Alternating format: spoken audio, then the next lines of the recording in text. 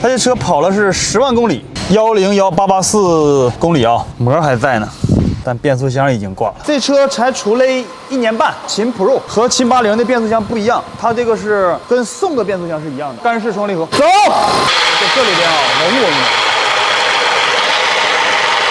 变速箱的异响啊，大致分2类，一类呢是设计上存在的这个先天的不足，导致结构不对出现的异响；第2类呢，材质不行，太软了，然后导致它这个磨损啊，间隙过大出现的这个异响。像这个车啊，就是第2类，材质不行导致的这个异响，跑起来之后啊，嗡嗡响，太软了，不抗造。那我搁手转它都这么响，那跑起来得嗷嗷叫唤了，不就？